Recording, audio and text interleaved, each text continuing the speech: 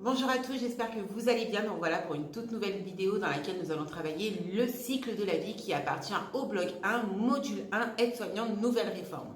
Je t'invite comme d'habitude à prendre une feuille et un stylo pour utiliser cette vidéo à bon escient pour faire tes synthèses de cours. Oui, puisque toutes ces vidéos sont conçues pour ta réussite et rien d'autre que ta réussite.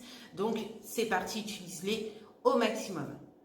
Je me présente pour ceux qui ne me connaissent pas, moi c'est Héloïse Margotto, passionnée du monde soignant. J'accompagne depuis un certain nombre de temps les nouveaux élèves du nouveau référentiel à acquérir plus facilement leur diplôme à travers les réseaux, mais pas seulement, puisque je me déplace également dans certains établissements type IFAS, afin tout simplement de présenter mes propres activités de formation en lien avec le diplôme aide-soignant nouvelle réforme.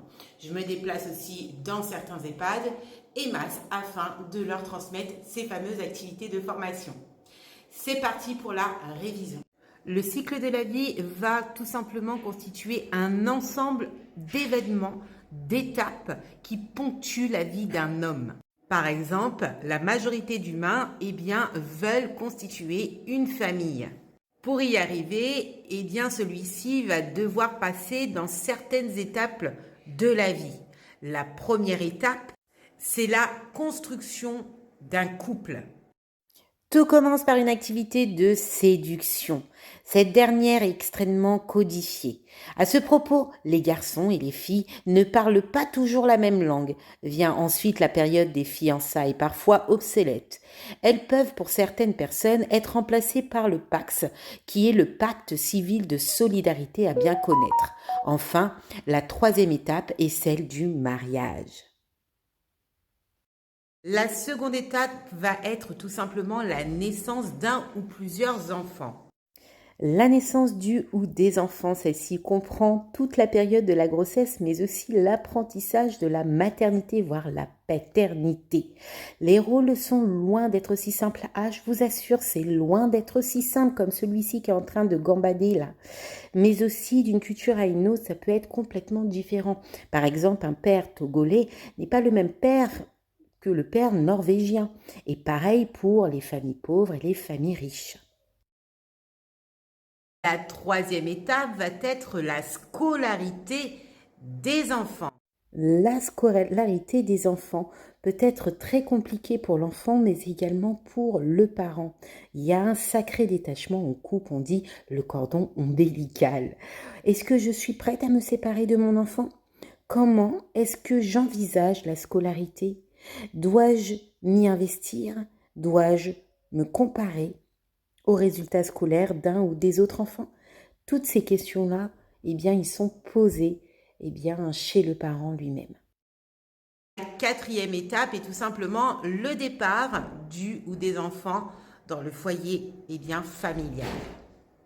Cette étape est aussi une étape cruciale pour l'enfant, mais également pour les parents.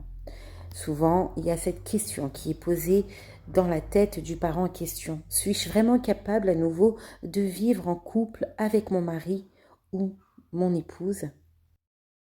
La cinquième étape va être la vie d'un couple sans les enfants. Les enfants sont partis et le couple se retrouve à deux. La sixième étape va correspondre à la fin du couple, une séparation ou voire même un décès. Ces étapes concernent la famille. Elles peuvent être complètement différentes d'une personne à une autre, mais le chemin, le trait de vie est plus ou moins le même chez tout le monde. Il y a l'enfance qui est liée à la séparation avec la mère, la vie de groupe, scolarité, apprentissage, première punition, et j'en passe. Tu vas avoir aussi l'âge adulte au niveau familial, mais également au niveau professionnel, les premiers postes, les promotions, et j'en passe. Et il y a tout ce qui est lié à la santé, la confrontation avec les maladies graves, qu'on peut aussi mettre dans une étape lors du vieillissement, la confrontation de la dépendance, et j'en passe. Le rôle aide-soignant est limite de compétences. En tant qu'aide-soignant, votre intervention nécessite l'accompagnement adapté des personnes dans leur contexte de vie qu'il faut absolument respecter. Et donc, en tant qu'aide-soignant, il faut cibler, connaître l'étape dans laquelle la personne, le patient, la personne aidée se situe. Comme d'habitude, nous allons avoir une série de vidéos concernant le cours en question. Dans la prochaine vidéo, ça va être la partie 2 du cours qu'on vient de voir. Donc, je t'invite toujours à garder ta feuille et ton stylo. La vidéo t'a beaucoup plu, t'a beaucoup servi. Si c'est le cas, n'hésite pas à se mettre ce petit pouce vers le haut, à partager aux élèves de la promo et autres. Je te dis à très vite pour une prochaine vidéo. N'oublie pas, en général, les lives se trouvent le dimanche à 17h sur YouTube et sur TikTok pour réviser. On révise souvent en forme de cas, de mots, termes médicaux ou autres, tout simplement pour te préparer pour ton examen. Si tu as des demandes en particulier, de vidéos en particulier, n'hésite pas à les mettre en commentaire. À tout de suite.